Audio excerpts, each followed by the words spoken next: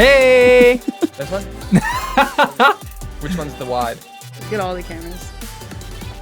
What up, No. Oasis people? I don't know which camera I'm talking to. But the people online, you don't care. Your listeners, They might care. they don't care what camera I look at when I say Maybe. good. They're just excited to hear us again. Yeah, right? they care about you. We care about them. I So like it's that. mutual. It's Works great. good. I agree. Good. So now, continue moving forward. I'm stuck. I don't know where to go. You weren't able to do your classic intro, so everything is just Yeah, off. I don't know. I'm off now. Whatever. I would cut it, but I'm not going to. Yeah, We're gonna He's keep growing. rolling. I'm growing. Let them see the behind the scenes. See that behind the The real scenes? raw. This is how it goes. Yeah.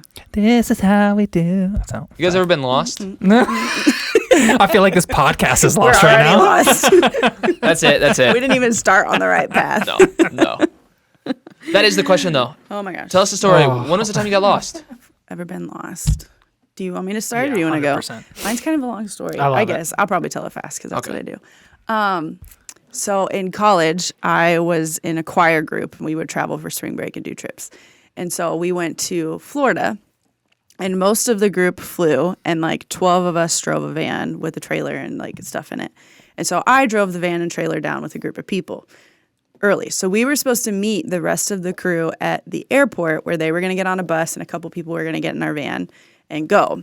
Well, my director wanted us to come down to the bus pickup area, which is like a gated thing. Like you can't just show up there, but he didn't know that. So he was like, yeah, just come to where the buses are. So we're doing the laps around the airport, like trying to find like where it is because you can only go to the pickup zone unless you're a bus driver and then you have special access. So we couldn't figure it out. So I was trying to navigate this airport and somebody was like, okay, try this way. So we turn to go and we realized we're going into the rental car parking garage, Yes, nice. which is like a 7-foot clearance. And we had a 15-passenger van and a 7-foot trailer. Yes. And so and it's like you go in, you can't back Oh, up, yeah, you there's can't no stop. backing up. So we had another van behind us. It was just the van, and we had little walkie-talkies so we could talk to each other. And so I'm like, well, we have to go. And the girl driving the van behind me was like on the radio, like, the trailer is hitting the roof. And I was like, yes, I know, but I can't do anything. And so you get in, and then you're supposed to turn, but the ceiling had a pipe that stuck down like probably another foot. And I was like, I can't turn. But there was another entrance to my left that was like cars should come in this way from like the like maintenance, like staff only place. Yeah. I was like, I have to turn out of this. It's the only way out. I can't go in. And so I had to turn into this like exit through this entrance only thing to get out of the parking garage. And then I was going the wrong direction on this one-way street that was like all service vehicles area. There was nobody there.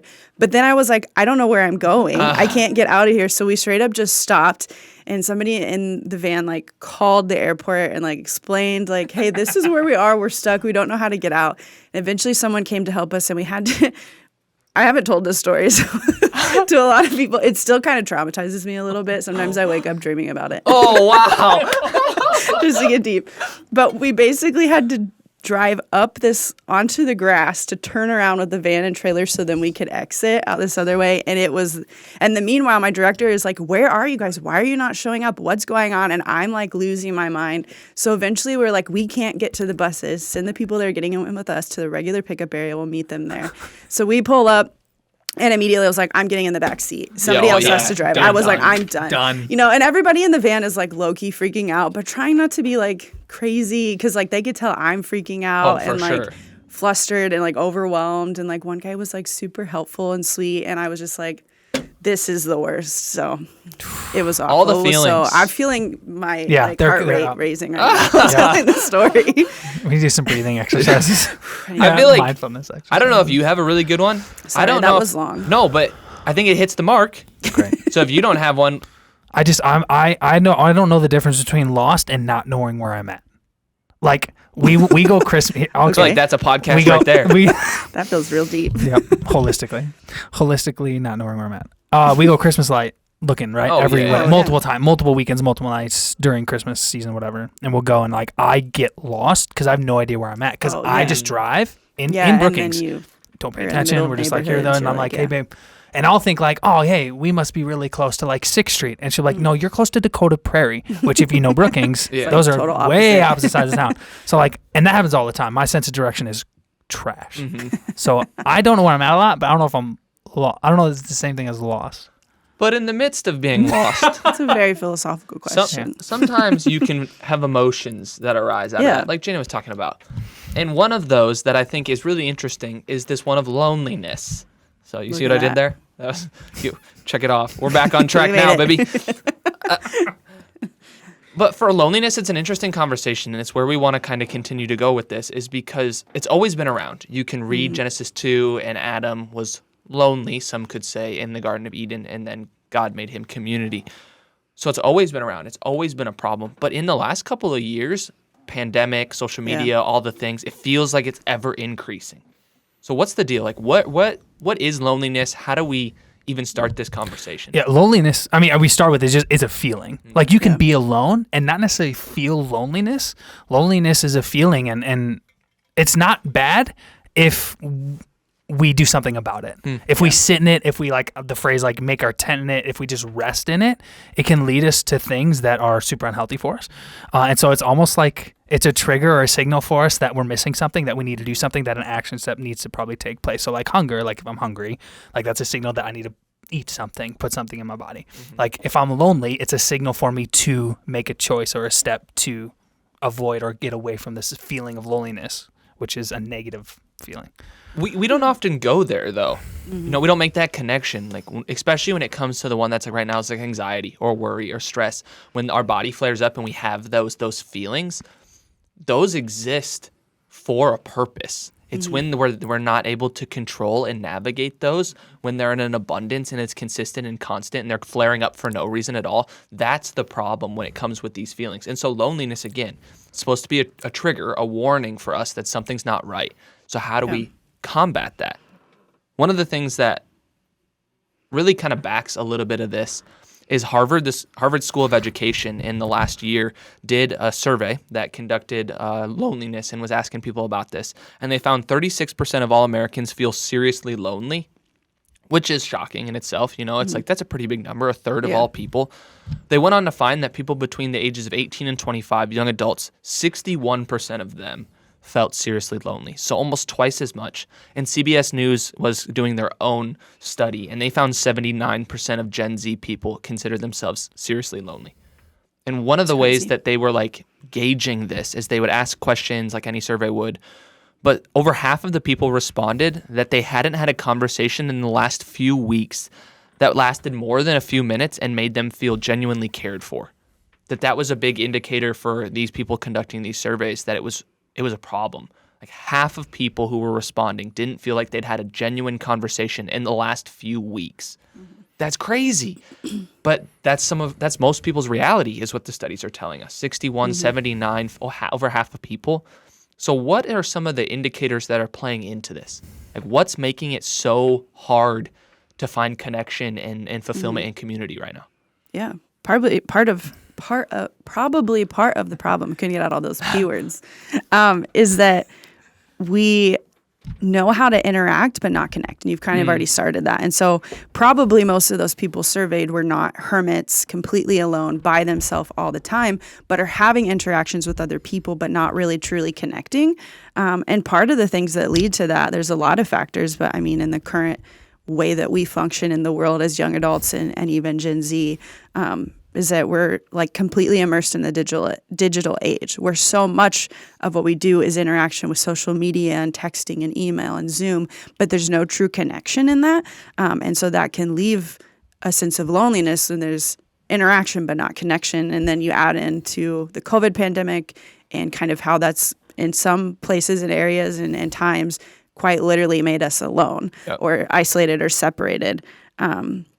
And then there's this reality that sometimes just the way our culture works as an individualistic society, that we prioritize individual over group and community. And so it's easy to fall into kind of like a self-preservation mindset of when we feel lonely, it's hard to step in to make a change because pride or insecurity will flare up and lead us to further isolation or to not step into finding community and finding true connection and dispelling loneliness. Yeah. Here's what I heard. We need to destroy technology. I can't believe you heard that. Kill social media. I'm out of my mouth. Funny how the people boomer, can hear the boomer in me wants to destroy everything. Ben as a boomer would be hilarious. I am part though. I could see it. 100%. Are you on the top of millennial? I was maybe the first millennial born. So That's your claim to fame. 100%. That's hilarious. Yeah, you that's should it. probably research that and see if you weren't. No, we're gonna I'm dive. claiming it either way, Jaena. We're going to dive into a lot of what she said a little bit later with a couple different examples. So no, Ben, we're not going to blow up all technology, but we're going to get back to that. When it comes to loneliness, people, when it's just a feeling and it's just a struggle I'm going through, oftentimes we don't recognize just how dangerous it can be. That it has been linked, loneliness has, to early mortality, to some serious physical and emotional problems such as anxiety, depression, heart disease, substance abuse, and domestic abuse. So loneliness can become a cause and an effect of some of these different things, where we just think it's something we're struggling with internally and we don't recognize all of these different places it can play out tangibly, physically, emotionally in our lives. So it's dangerous. Yeah. It's not just some concept we're playing with here. Like, this has real effects on our lives. Yeah. Trying to figure that out. What's the solution? Well, we believe Jesus. Nice. You're welcome. at But that. even just this idea of if loneliness is a feeling that either causes or is caused from isolation or even being alone for a bunch of different reasons, real connection and community then. And so if it's I'm embarrassed because I'm lonely and don't know how to deal with it, so I won't take the steps then to deal with it, what's awesome is that the church offers a solution and solutions to help with the feeling of loneliness, to offer and to have a connection and a community to be able to combat a feeling of loneliness, a feeling of a lot of different things. But the Harvard study that you talked about came away with 3 different types of solutions and has these solutions, which we would argue are very biblical. They phrase them in different ways, but are very incredibly biblical. One being take your thoughts captive. And so it's to recognize, which is 2 Corinthians 17, this idea of taking your thoughts captive is recognizing that sometimes whether it comes internally from you, like we believe we have an enemy who wants to steal, kill, and destroy us. So a lot of what he will try to do is make you feel lonely, is point you towards isolation. And so in that, we capture our thoughts, we capture lies, we recognize, okay, I'm thinking on something. Instead of dwelling on it or even believing it right away, it's recognizing, okay, what is this doing to me? How is this making me feel? If I'm having the thought of I'm just alone, nobody loves me, nobody wants to be with me, how do I take that captive and capture it and then test it against truth? And then because community is important, which we'll talk about, and connection in church is important, it's how do I approach and actually talk to my friends about it in a non-embarrassing way, which can be really, really difficult. But one, take your thought captive. That, and then the next step, social infrastructure is what Harvard say. We say it's the church, it's a community. Like we believe that the church is not just a building. The church is the family of God. The people of God come together, one, to glorify him, to lift up the name of Jesus, but then to go out and be light and salt to the world. And so in that, there's a community and connection that can happen that's really, really beautiful. We offer those through small groups, growth groups, life, whatever your church calls them. But there's opportunity for connection. It's the body of believers. And then the last one, just moral health. And we would call this loving one another. We're going through 1 John in our series on Sunday mornings at Grace Point, and a lot of this idea of loving your brother and sister. What does it look like to love each other? But when we are less selfish and more selfless towards each other, there's something in that helps even create community and connection that's so beautiful and powerful. I mean, Jesus has consistently taught with his life and with his teaching that life is not found in being served, it's in serving. It's in going to the other. And one of the things that's just mind-boggling about that, and we see this playing out all over society right now, is that Harvard, as a secular university, is stating the 3 solutions to loneliness right now are the 3 things the Bible has been prescribing us for solutions all the time. And same with mental health. We're about to do a mental health series here at Oasis. And one of the craziest parts is some of modern psychology is not coming out and saying, well, these are some of the solutions. And the Bible has been saying that for thousands of years. We just haven't necessarily recognized it and connected the dots. And so part of it is just starting to step back into God's word to say, okay, what's practical here? Like, it's not just concepts God throws at us like prayer, and it's just supposed to be this thing we understand. It's supposed to be something that can help us take root and find healing in the process. So good. Otherwise, when it comes down to it, what about God's role in loneliness? I feel like as Christians, we have to talk about this, you know? So much of what we want is fulfilled in community. It's because how he's designed us. But is God meant to be part of that community? Yeah. Absolutely. All right. Good softball. Yeah.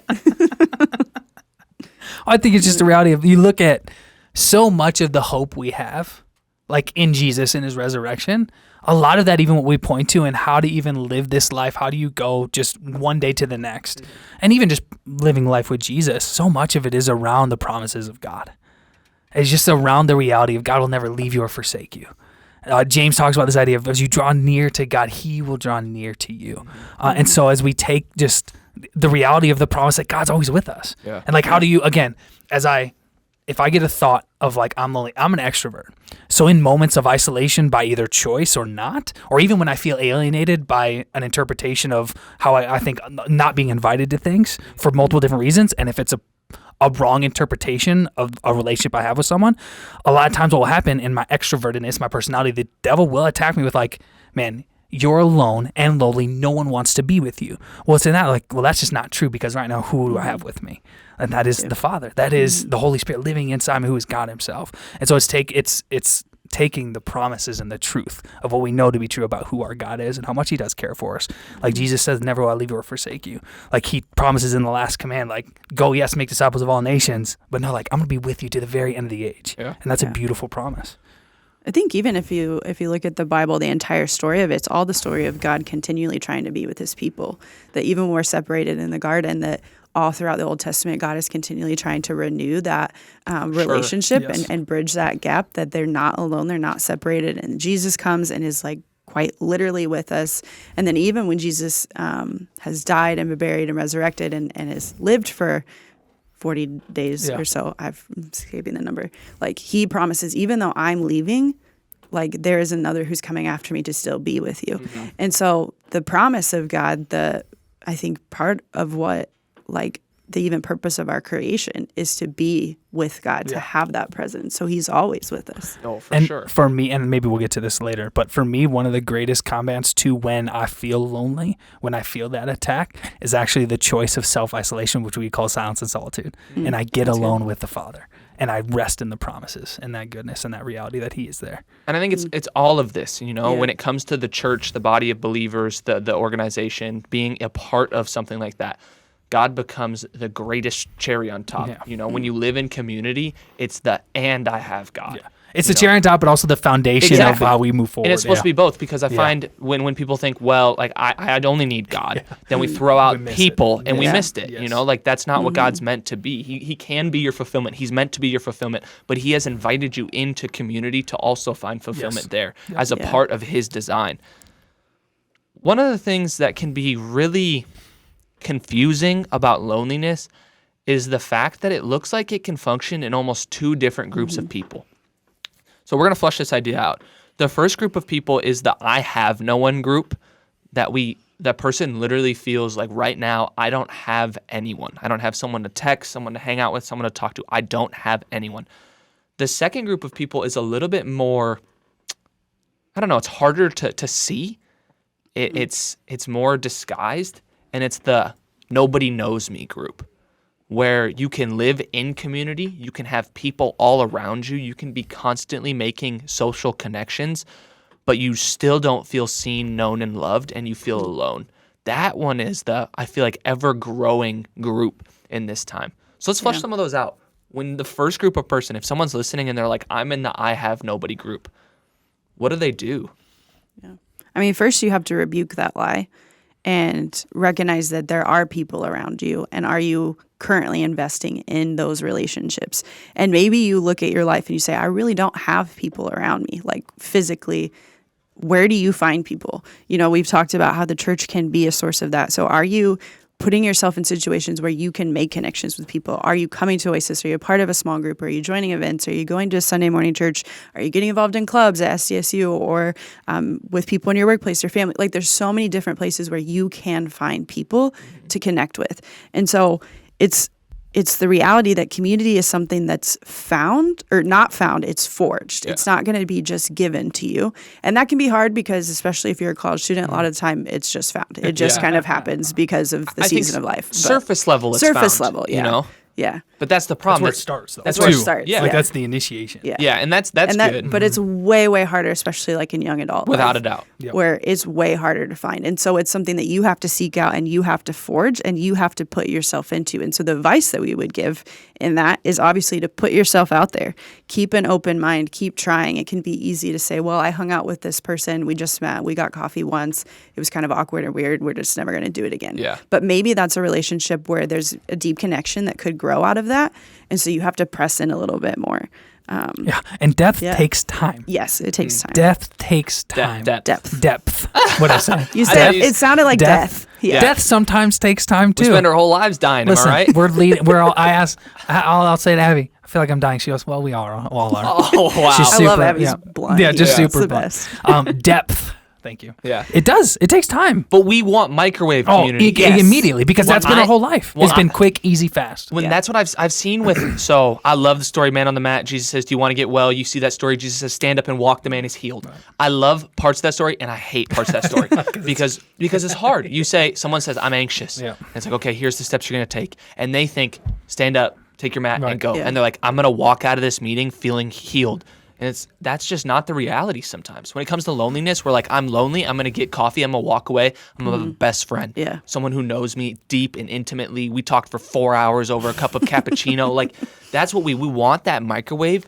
But it just oftentimes doesn't happen like that. And we have to be okay that, I'm not as lonely as I used to be. I'm not as anxious as I used to be. I'm not struggling with as much sin as I used to be. But I'm not yet where I want to be. Right. And that's okay. Be okay with the journey through the hardship. That if you're someone struggling right now, there is something greater on the horizon. Keep fighting for it. Yeah. Keep forging for it. Keep working for it. Keep connecting. And some of this too is like you have to know yourself. Yeah. So as an extrovert, it's really easy for me to have the breadth of relationships, to have multiple relationships, to have multiple connections. It's harder for me, and I've had to be more intentional to go deeper. My wife is an introvert, and it's not this simple. But for her, usually when it's harder to find people or to connect people right away. But when she does, she gets deep. Not fast, but it's incredible. It's real depth. Like it's lifelong relationships is what she's found and been able to do. And that's a beautiful thing because she's probably practiced that. Yeah. You know, she wasn't, maybe she was, maybe that's just her gifting. But a lot of times you're like, you don't ask perfect questions right off the bat. You're not the best conversator in the world. You're not, you don't even know what you need a lot of times. And so you need to practice and cultivate. How do I look for that and make that community? And that's the idea of even, the idea of community isn't found as fortune of just going right. The initiation is just starting to show up because you'll be surprised especially if you struggle with loneliness, struggle with connection, finding friends even. Life experience creates connection in a way that is weird. It's just weird. Yeah. But I can't have life experience with other people if I'm not showing up. Yep. Yeah. Well, and look at the statistics. If 79% of Gen Z is saying they're significantly lonely, 3 of 4 people you will approach taking a step of faith and putting yourself out there, they may be feeling the same thing you are. But it comes back to that struggle of we're insecure and we're prideful, and we don't want to put ourselves out there in fear that we'll get hurt. Yeah. And I understand that. I get that. But you're hurting now. Yeah. And the way to healing is to put yourself out there. And so it's either you're going to accept the hurt you're sitting in right now, the loneliness, or you're going to struggle and try to find healing, and you might get hurt along the way. You might put yourself out there and it won't work out. It's worth it to find community. Yeah. So Oasis pastor, as you shepherd college students and young adults, when the conversation comes up of, well, you guys just aren't offering enough. Yeah. How do you approach that conversation? The first one, I would try to come from a humble standpoint, and I would want to learn, because if we're not offering something they feel like they would benefit for, maybe that's something we're interested in offering, where it's like, okay, what should we be doing? Let's be learners first before we start to even fill our own opinions. Like if they don't feel we're providing something, let's open the dialogue. What can we provide? Because we always want to help our people. The second place I'm going to go, because a lot of times we are sitting and having these conversations constantly. How can we connect our people? How can we shepherd our people? How can we love our people? Is the responsibility doesn't always fall on the ministry. It's not always the church's job to make sure you have friends. We can do so much. Like we can put on an incredible event. We can show up every Sunday night. We can offer prayer in small groups. And in the end, oftentimes you got to turn the conversation back to them and say, where are you trying to invest? Yeah. And that's where it gets honest. Some people are like, I went to a small group and it didn't work. It's like, okay, well, you went. Will you go back? Mm-hmm. Like, even if it was awkward and weird and you felt uncomfortable, even if you didn't feel like you clicked with the group and people were older than you or younger than you, will you go back and keep an open mind of what community could look like for you? Mm-hmm. And then if they're like, no, I'm not going back. Okay, well, then that's, again, we've provided that. Or like, I came to an event and nobody came and found me and I didn't get a deep conversation. Where it's like, who did you go initiate with? Yeah. You know, who did you step into a conversation with? Where did you put yourself? You went to the event and you said, yes, that I'm proud of you for doing that. Did you take another step? Did you try and sit down at a table with people, or did you just sit alone? You know, some of those things. And our leaders are trained to look for the lonely. They're trained to look for the person so that they can step in and start to initiate that. But people will slip through the gaps. Yes. Mm-hmm. It is so easy to come to a large event like Oasis or Grace Point and to slip through the cracks. You can come in, sit in the back, and leave, and I promise you, you cannot be seen. Like, the high five at the door is not enough to fill your soul. Right. Mm-hmm. We want you to feel seen at that door. We want you to feel seen with a snack. We want you to like feel seen with a small talk conversation. But if you want to live in community, we got to start to take these steps of faith. And that's what they are. Because it's trusting and if I'm going to take this step, God will do what he's going to do. Yeah. So that's a long answer, but it's one I'm passionate about. Yeah. And it's good, people. It's hard, but it's good. Yep. Community is what we're meant to live in, but we got to fight for it. Yeah. And when we're hurting, it's easy to be defensive. Absolutely. To step in to say, well, it's someone else's fault. Right. It's Yeah. not mine. But when you're hurting, Yep. you need to be on the offense to say, how do I heal? And sometimes healing hurts. Yep. It's like if you've ever hurt yourself, broken a bone, burned yourself, whatever, gotten a bruise, it hurts in the healing process. Yeah. And it might hurt in the midst of trying to find community and trying to figure that out. But you have to heal. I feel and like you have to walk through that. I told the analogy of the surgery on here before, right? Where the guy breaks his bone, the doctor says, well, to fix it, we're going to have to do surgery. And he's like, well, but they won't put him under. And so this is the analogy of, so the doctor will have to cut you to fix your bone. So he's going to have to hurt you in order to heal you. And that's kind of what it comes to. But if you don't say no, you're just going to exist with a broken leg and you're never going to find healing. You're probably going to hurt for forever. Yes. But if you go through the pain of putting yourself out there, maybe being rejected, getting cut in the surgery, the surgeon can provide you the healing and mend the bone. And on the other side of it, once you've recovered from the stitches and the surgery, the bone could be fixed.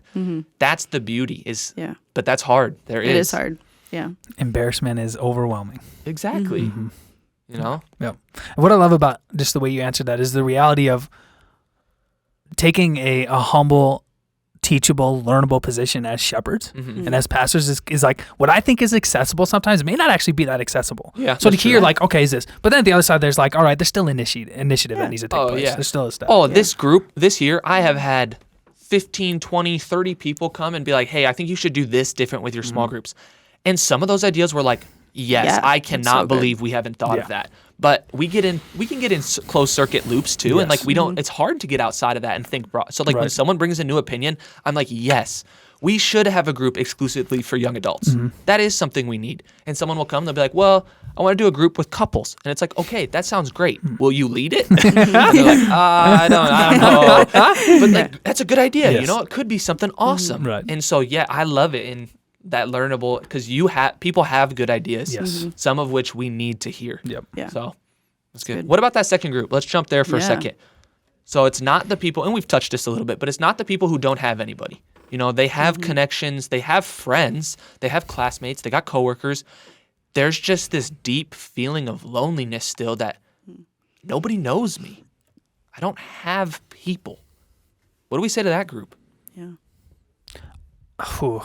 I think it starts with, and I'm going to skip this so you can talk about the study. There still takes an intentionality to step into depth in relationships. I think a lot of time when people they just take the first step of initiation of just showing up and I don't even know if it's not willing to. We don't know how to step into depth. We really just don't. Yeah. Like a lot of conversations that I'll have with people is based on like, And based off the ministry I'm in, and or just even doing in my age, even with close friends that I knew in college, so just a few years ago. But like, I've had friends who I love dearly, who've gotten divorced, who have split up, like who've like broken up in relationships because what they didn't know how to really have a depth in relationship. They don't know how to carry a conversation that just wasn't surface level. And so when you're going to almost, I don't know if it's too many things, but to a lot of things, and you have people in your life, it's then what I want to try to do, or what I think I need to do, is how do I make sure I'm connecting in the same way with all those people when that's just not a reality, because you can only have so many close relationships, and that's just scientifically and statistically backed up. If you want to talk about Mr. Robin Dunbar.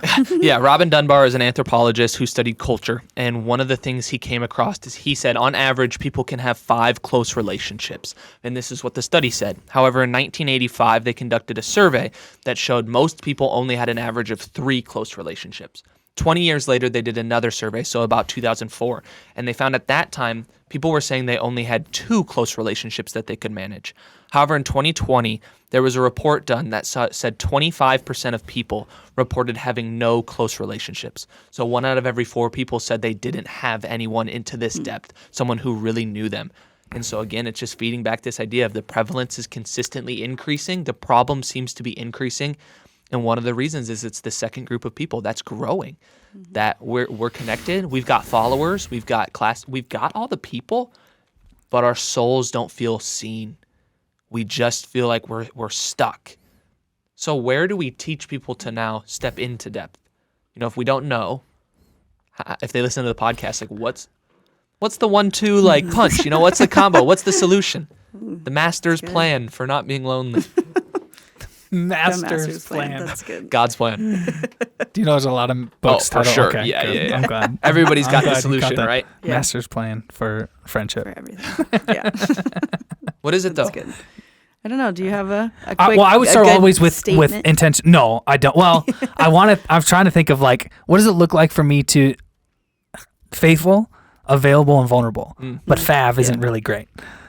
Right? Yeah. But it's like I'm being faithful in the things I know I'm supposed to do. So I'm not just showing up. I'm trying to actually intentionally like build some sort of relationship, which means I have to put myself out there. Yeah. Like I have to bring an aspect of vulnerability and trust. And a lot of times what we want is or not even what we want is we created our relationships so they're transactional. So or even like I've initiated and started a friendship or started a relationship and it's like, what can I get from them? Even when I'm not thinking that way. Yep. Yeah. So it's like a good phrase is just be the friend that you wish you had. Yeah. So you start and initiate vulnerability and trust. And that's hard. Again, sure. it's hard because we don't know how to do it. And then when we do it, we probably it sounds weird. Yeah. And it's awkward. And like I love the phrase like embrace the awkwardness of it just because that's just really good. Like I'd embrace the awkwardness of having some in-depth conversations with Abby when we really started to try to be intentional in our friendship relationship. Yeah. Like me and Brennen, same thing. When we first started like working together, same thing. It's just there was awkwardness in how us 3 worked together because we didn't know each other. Oh, for sure. But then we took the steps, and it took time. Vulnerability started happening, created trust, and all of a sudden it's like, all right, there's a friendship kind of forming there. And then there's different levels of what that can look. But like, you have to start it sometimes. For sure. Yeah.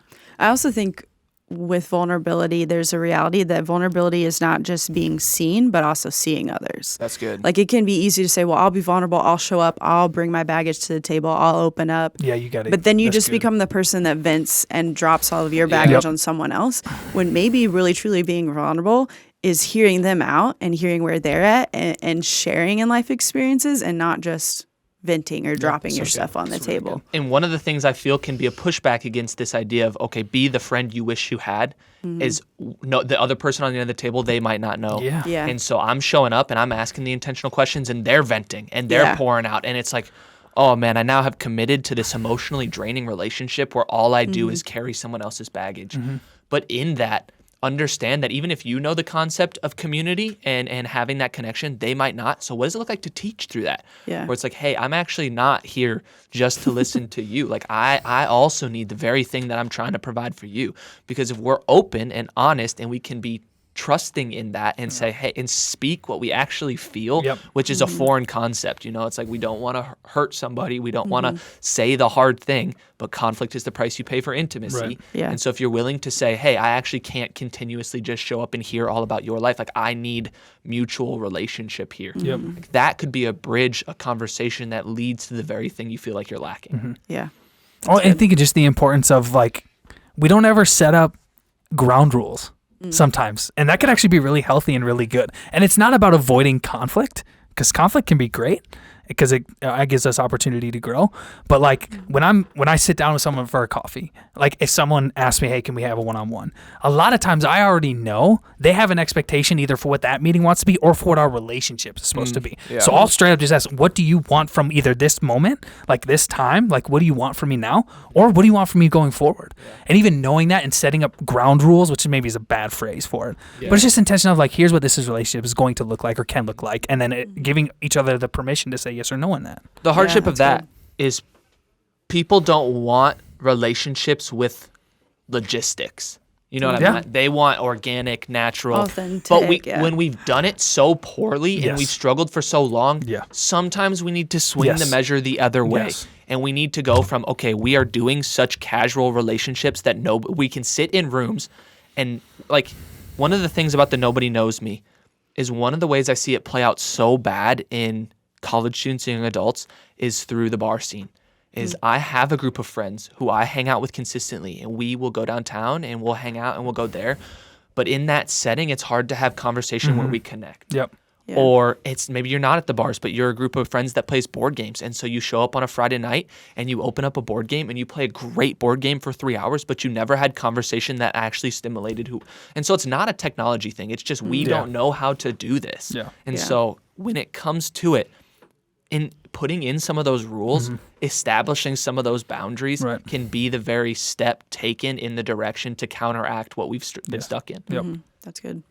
Woof. Super Any good. further comments? Loneliness is hard, but I think this is a gospel conversation that can further the kingdom in so many ways as we begin to live in community and connect with each other, that profound things can happen. Yeah. So, do what you need to do. If you need something, if you want connection, if you want further advice or just practical things for your personal situation, let us know. Yeah. We'd love to connect, but otherwise, peace out. See ya.